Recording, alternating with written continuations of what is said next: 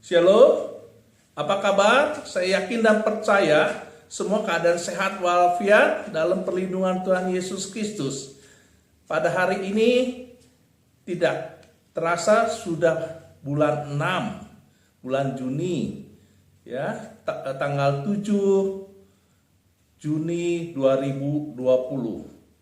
GBI Cahaya Mulia 2 on air, online, di mana kita akan mendengar sebagian firman Tuhan, dan sesudah firman Tuhan ditaburkan, kita ada perjamuan kudus. Setiap awal bulan kita ada perjamuan kudus. Semua antusias, semua excellent, semua semangat, haleluya, amin. Baik, pada hari ini kita akan membahas firman Tuhan mengenai temanya ciptaan baru. Kita tahu di Indonesia new normal, ya. Mari kita lihat firman Tuhannya di 2 Korintus 5 ayat 17. 2 Korintus 5 ayat 17. Jadi, siapa yang ada di dalam Kristus, ia adalah ciptaan baru. Yang lama sudah berlalu, sesungguhnya yang baru sudah datang. Saya ulangi lagi.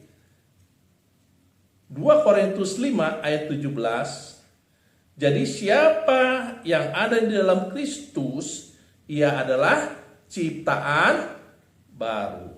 Yang lama sudah berlalu, sesungguhnya yang baru sudah datang. Haleluya. Pada hari ini kita akan membahas berapa hal, ya. Kita mau pelajari, kita tahu bahwa firman Tuhan ciptaan baru ini kita akan masuk, kita akan tinggalkan yang lama, kita akan pakai semua yang baru. Amin. Ciptaan baru, yang baru. Jadi yang lalu, masa lalu, yang sudah berlalu, yang jelek, yang tidak baik, kejahatan dan segala sesuatu, kita tinggalkan. Kita maju, move on ke depan. Yang baru, yang baik, yang akan kita lakukan, ya. Jadi kita juga nanti akan belajar status kita. Kita adalah ciptaan yang baru. Yang kedua, makna ciptaan yang baru. Baik. Kita lihat di ayat 15, Kristus telah mati untuk kita semua orang. Jadi Tuhan Yesus mati di kayu salib menebus dosa kita. Jadi kita tidak sendirian, kita jadi satu dengan Tuhan Yesus Kristus. Kita adalah ciptaan baru sekarang, ya. Jadi kita pikiran yang baru, hati yang baru, dan tujuan hidup yang baru, segala sesuatu yang baru, ya, yang kita akan lakukan. Kita harus berubah. Sekarang kita adalah ciptaan yang baru. Haleluya. Nah, jadi kita sudah tahu firman Tuhan ini. Kita harus yakin dan percaya firman Tuhan ya dan amin. Saudara yang dikasihi Tuhan Yesus, siapa yang dimaksud yang ada di dalam Kristus adalah ciptaan baru? Ya, tidak lain adalah kita semua yang percaya dan melakukan firman Tuhan. Kita terima Dia sebagai Tuhan dan Juru Selamat, kita lakukan perintah-perintahnya, dan kita sudah pindah dari maut kepada hidup yang kekal, dari gelap kepada terang, ya. Jadi kita ciptaan Tuhan Yesus. Dari dulu bukan milik Tuhan Yesus, milik si iblis, sekarang sudah pindah jadi milik Tuhan Yesus Kristus. Dalam perlindungan Tuhan Yesus, dalam berkat dan khususnya mengenai keselamatan kita akan dapat, karena kita sudah diciptakan baru. Dia mati di kayu salib menebus dosa-dosa kita. Haleluya. Nah, kita lihat firman Tuhan, ya, mengenai Paulus, di mana dulu dia tidak percaya Tuhan Yesus Kristus, ya, dia menganya Tuhan Yesus, murid-muridnya, Dan Tuhan Yesus Kristus di Damsyik mengatakan, kenapa engkau menganiaya aku? Siapa engkau? Dan Tuhan Yesus menyatakan dirinya, dan sejak itu dia kepenuhan Roh Kudus, dia percaya Tuhan sepenuhnya. Paulus jadi ciptaan baru, dia hidup benar, lakukan firman Tuhan dengan benar, penuh kasih kepada jiwa-jiwa. Haleluya. Nah, kita pun harus demikian. Kalau kita sudah jadi ciptaan baru, kita contohi Paulus yang luar biasa. Haleluya. Amin. Nah, kita sudah tahu, pasti semua sudah dengar cerita mengenai kupu-kupu, ya, begitu indah, begitu elok, begitu orang senang melihat kupu-kupu, hati gembira sekali begitu melihat kupu-kupu. Semua takjub begitu indahnya kupu-kupu yang kita lihat, yang Tuhan sudah ciptakan di dunia ini. Tapi kita harus tahu juga ada proses yang harus ditempuh, ya. Ada proses-proses yang harus ditempuh, antara lainnya atau yang orang bilang adalah metamorfosa, ya. Jadi dari ulat, ya, jadi kepompong, jadi kupu-kupu, ya. Yang pertama dari telur dulu, udahnya jadi ulat, kepompong, udah gitu jadi kupu-kupu. Ada proses yang panjang, ya. Dalam kehidupan kita pun kita ada proses, ya. Harus kita belajar, kita perbaiki kesalahan-kesalahan kita menjauhkan dari orang-orang yang tidak benar, hidup tidak kudus. Kita rajin baca firman, rajin berdoa, rajin bersekutu dengan Tuhan, ya, sehingga iman kita teguh. Kita makin dewasa dalam iman, ya. Jadi makin indah, makin luar biasa, seperti kupu-kupu. Jadi indah kita lihatnya. Amin. Jadi janganlah jadi batu sandungan untuk banyak orang, tapi jadilah berkat. Di mana kita berada, memberkati orang, memberkati jiwa-jiwa. Ada damai sejahtera, ada sukacita. Yang kita taburkan adalah firman Tuhan, bukan kebencian, tetapi kasih Allah yang mengalir dalam kehidupan kita. Haleluya, amin. Ya, nah, kita teruskan. Dalam kehidupan kita sejati adalah kehidupan yang dalam proses, ya. Kita proses menuju sempurna seperti Tuhan Yesus Kristus katakan, segambar sekali Tuhan Yesus Kristus. Amin. Ya, dulu kita orang berdosa, Tuhan sudah mengampuni dosa-dosa kita dengan mati di kayu salib, menebus dosa kita. Dan sekarang kita ada tugas-tugas yang kita harus lakukan dengan benar dan baik, sehingga Tuhan Yesus mati di kayu salib menebus dosa kita tidak sia-sia. Dan terkhususnya kita adalah ciptaan baru dan kita diselamatkan. Mari kita lihat Roma 6 ayat 18. Roma 6 ayat 18. Kamu telah dimerdekakan dari dosa dan menjadi hamba kebenaran. Ya, jadi Tuhan Yesus mengatakan kita telah merdeka. Haleluya. Kita telah merdeka, ya. Dari siapa? Dari dosa, dari belenggu iblis, dan kita menjadi hamba, ya, hamba kebenaran, ya. Jadi kita lakukanlah kebenaran demi kebenaran sesuai tuntunan Roh Kudus memimpin kita juga dalam kebenaran itu, sehingga kita mampu melaksanakan, mengerjakan dengan benar dan baik. Amin, ya. Kita lihat ayat yang lain, Efesus 2 ayat 13. Efesus 2 ayat 13. Tetapi sekarang dalam Kristus Yesus kamu yang dahulu jauh sudah menjadi dekat oleh darah Kristus, ya. Oleh darah Kristus dulunya kita jauh, ya, sekarang jadi dekat dengan Tuhan Yesus. Kita jadi satu, bersekutu terus-menerus dengan Tuhan Yesus Kristus seperti pokok anggur. Haleluya. Kita banyak berdoa, banyak berseru, baca firman Tuhan, Ya, kita lakukan firman Tuhan, dan kita yakin dan percaya proses itu akan berjalan dengan baik. Jadi jangan mendengar kalimat proses sudah ketakutan, waduh, kesulitan, masa problem. Tapi bersama Tuhan Yesus pasti kita mampu. Amin. Ya. Jadi proses penciptaan kembali menjadi manusia baru adalah melalui karya penebus darah Kristus.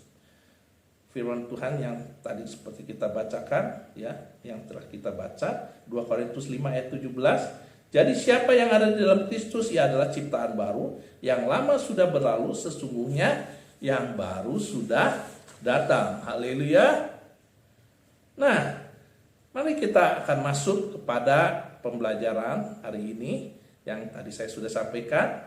Status kita adalah ciptaan baru, ya. Nomor 1, jangan menyerahkan tubuh bagi dosa lagi, ya.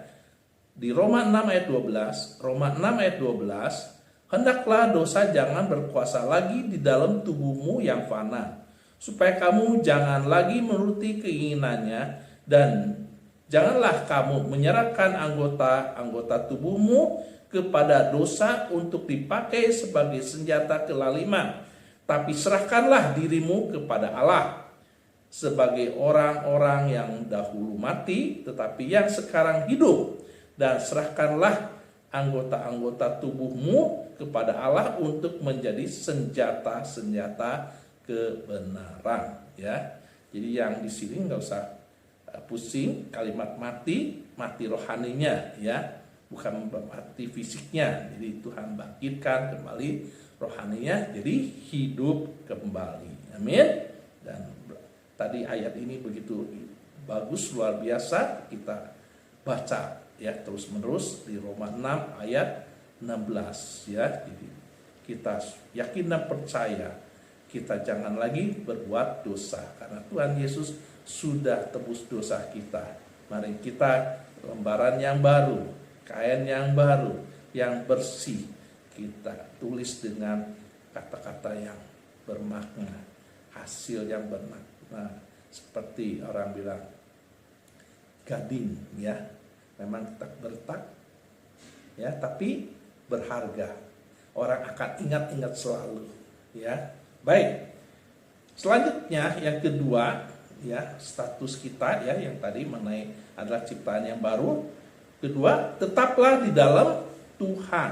Tetaplah di dalam Tuhan. Kolose 2 ayat 6. Kolose 2 ayat 6 berkata demikian. Kamu telah menerima Kristus Yesus Tuhan kita. Karena itu hendaklah hidupmu tetap di dalam Dia. Jadi kita harus hidup tetap di dalam Tuhan Yesus Kristus.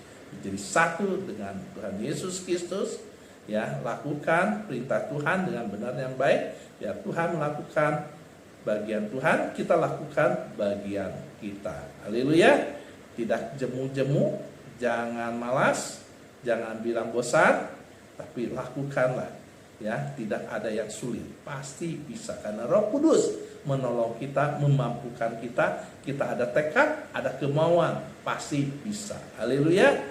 Karena kita tahu keselamatan itu sudah kita dapatkan. Amin. Jangan kita sia-siakan, ya. Kita harus melihara kepada Tuhan supaya semakin bertumbuh di dalamnya. Haleluya. Sampai kita mencapaikan kedewasaan penuh di dalam Tuhan, yaitu menjadi serupa dengan Kristus. Amin.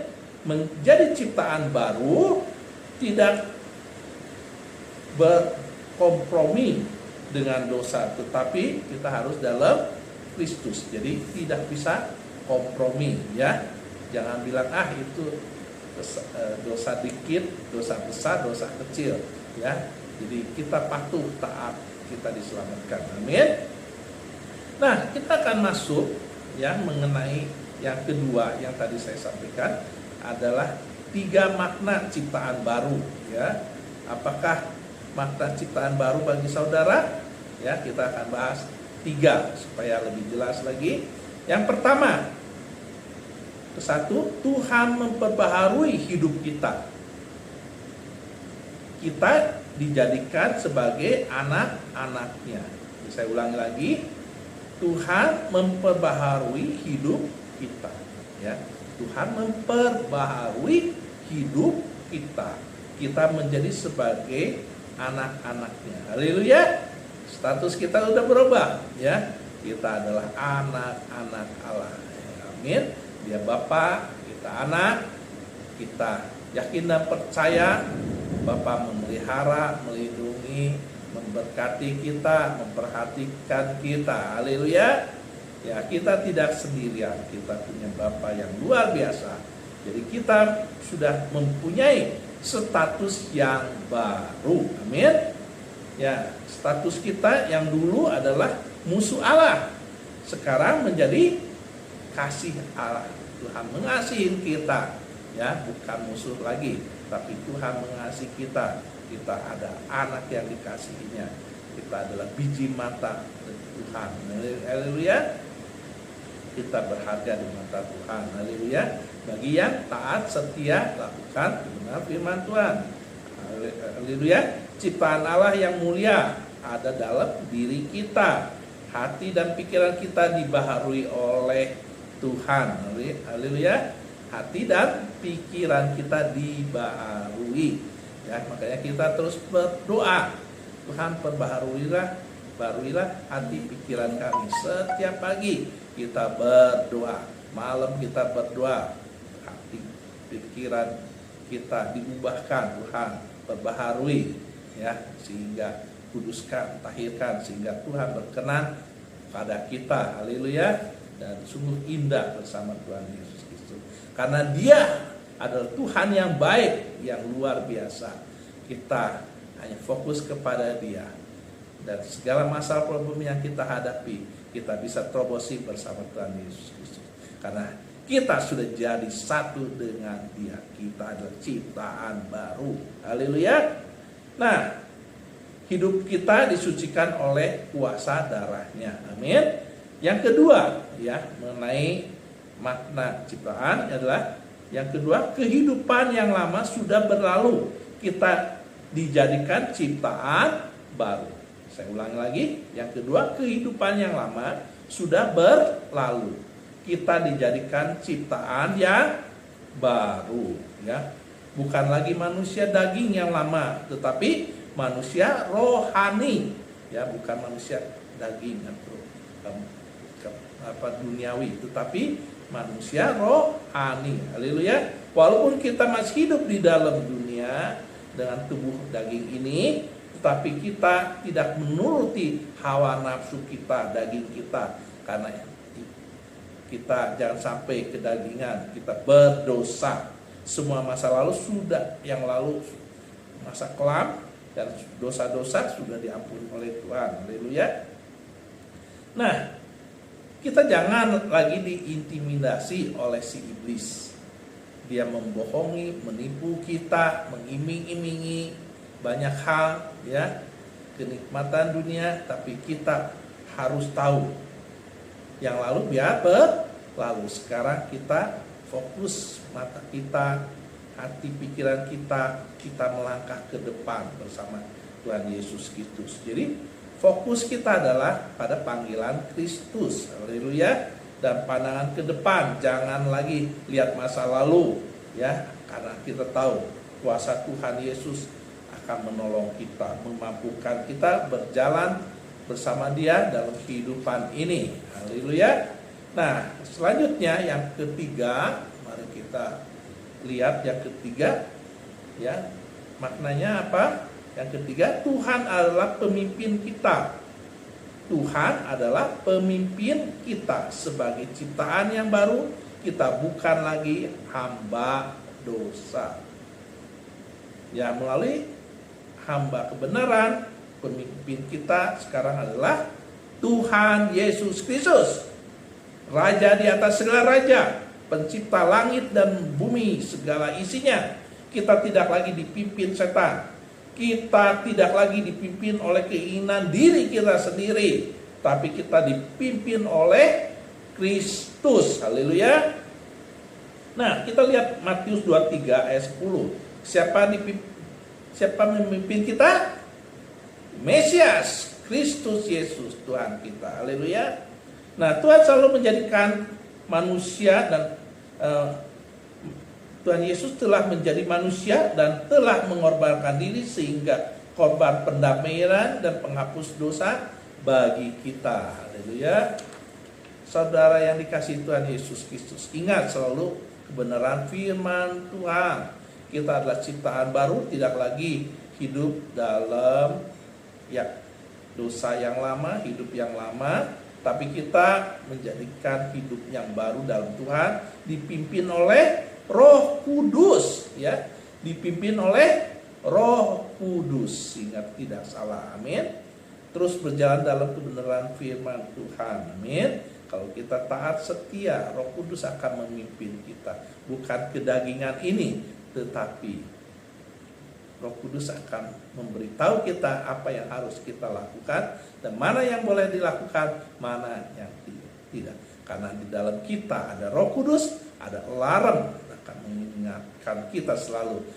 Bagi orang yang tulus, yang sungguh-sungguh, ya, tanpa pamrih, setia taat lakukan firman Tuhan, semuanya berjalan dengan baik, indah adanya. Apabila saudara masih hidup dalam kotor, berdosa, saudara masih hidup dalam kedagingan, mari sadar, hari ini mulailah saudara berubah. Harus ingat bahwa kita adalah ciptaan baru, kita milik Tuhan Yesus Kristus. Ya, tinggalkanlah dosa, hidup yang lama, ya, jadilah hidup orang yang benar, ya, dan berharga di mata Tuhan, ya. Kita satu dengan yang lain saling mendoakan, saling mendukung, saling menyemangati satu dengan yang lain, sehingga larang itu selalu ada pada kehidupan kita, ya. Nah, Roh Kudus ada di dalam kita dan dipimpin kita dalam kemenangan demi kemenangan. Haleluya.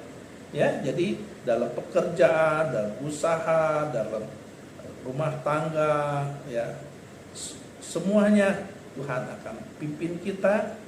Roh Kudus akan menolong kita sehingga kita akan dapat apa yang kita inginkan sesuai dengan firman Tuhan. Jadi ingatlah selalu bahwa kita adalah ciptaan baru. Saya ulang lagi, ingat selalu bahwa kita adalah ciptaan baru. Haleluya. Ciptaan Tuhan yang mulia. Karena kita berpikir, berkata-kata, bertindak sesuai dengan firman Tuhan sebagai anak Allah yang telah diperbarui, dijadikan saksi-saksi Kristus bagi dunia ini. Haleluya. Nah, kita diciptakan serupa seperti Tuhan Yesus Kristus. Mari kita lanjutkan pembelajaran kita. Berapa hal yang harus kita lakukan, ubah cara kita bertindak. Haleluya. Mari kita lihat berapa hal yang bagus, yang baik, ya, yang kita bisa terapkan, perubahan-perubahan dalam kehidupan kita. Yang ke-1, agar semua orang menjadi mungkin. Semuanya kelihatan tidak mungkin sampai segala sesuatu selesai.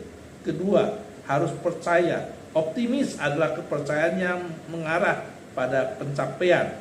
Tidak ada yang bisa dilakukan tanpa harapan dan keyakinan. Ketiga, jangan menunda. Ubah hidupmu hari ini. Jangan bertaruh pada masa depan. Bertindaklah sekarang tanpa menunda. Keempat, lakukanlah dengan baik. Tidak ada yang akan berhasil kecuali kau melakukannya. Haleluya. Kelima, jangan pernah berhenti. Tidak masalah seberapa lambat kamu berjalan, asalkan kamu tidak berhenti. Maju terus, pantang mundur. Haleluya. 6. Tidak ada kata terlambat. Belum terlambat untuk menjadi apa yang kau inginkan. Ketujuh, sukses itu bukan kebetulan. Sukses bukanlah kebetulan. Ia terbentuk dan kerja keras, ketekunan, pembelajaran, pengorbanan, dan yang paling penting cinta akan hal yang sedang atau ingin kamu lakukan. Haleluya. Nah, berapa poin, berapa hal untuk perubahan yang kita perlu lakukan. Haleluya. Nah, jadi kita hari ini sudah belajar ya dengan tema ciptaan baru. Ciptaan baru ya, dengan ayat diambil dari tadi 2 Korintus 5 ayat 17 ya. Jadi kita juga mempelajari mengenai status kita. Kedua, kita dilanjutkan makna ciptaan baru, dan diakhiri tadi ditambahkan dengan berapa hal yang harus kita lakukan sehingga ada perubahan dalam kehidupan kita. Ada 7 yang tadi kita pelajari. Haleluya. Mari kita berdoa dulu untuk firman Tuhan yang baru kita dengar. Nah, lalu kita akan masuk pada perjamuan kudus. Mari kita berdoa. Bapa yang di dalam surga, terima kasih, kami mengucap syukur karena kami telah menjadi ciptaan yang baru di dalam Engkau. Engkau membaharui hidup kami, Engkau menghapus dosa.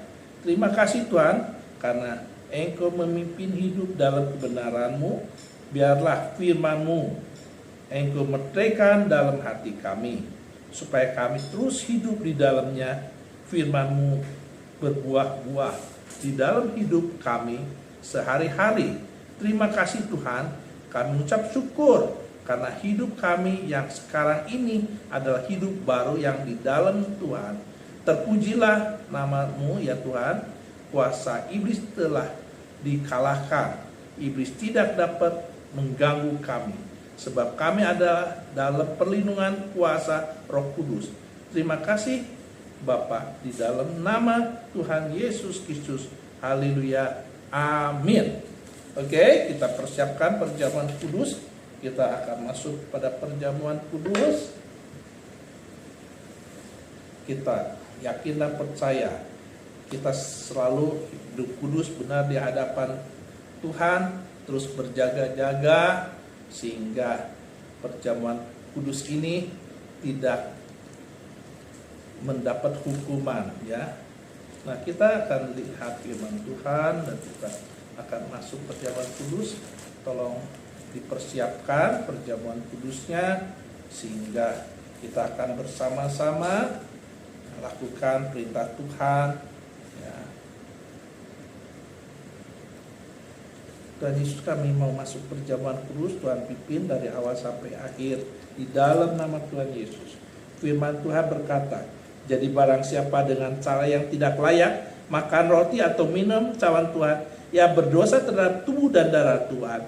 Karena itu hendaklah tiap-tiap orang menguji dirinya sendiri, dan baru sesudah itu ia makan roti dan minum dari cawan itu. Karena barang siapa makan dan minum tanpa mengetahui tubuh Tuhan, ia mendatangkan hukuman atas dirinya. Sebab itu banyak di antara kamu yang lemah dan sakit, dan tidak sedikit yang meninggal. Kalau kita menguji diri kita sendiri, hukuman tidak menimpa kita. Mari kita angkat tinggi-tinggi tanda hormat pada Tuhan, dan kita sudah siap jadi satu dan tubuh Tuhan Yesus. Jadi satu dengan darah dan tubuh Tuhan Yesus. Sebab apa yang telah kuteruskan kepadamu telah aku terima dari Tuhan, yaitu bahwa Tuhan Yesus pada malam yaitu diserahkan, ia mengambil roti, dan sudah itu ia mengucap syukur atasnya. Ia memecah-mecahkannya dan berkata, inilah tubuhku yang diserahkan bagi kamu, perbuatlah ini menjadi peringatan akan aku. Mari kita makan bersama dalam nama Tuhan Yesus.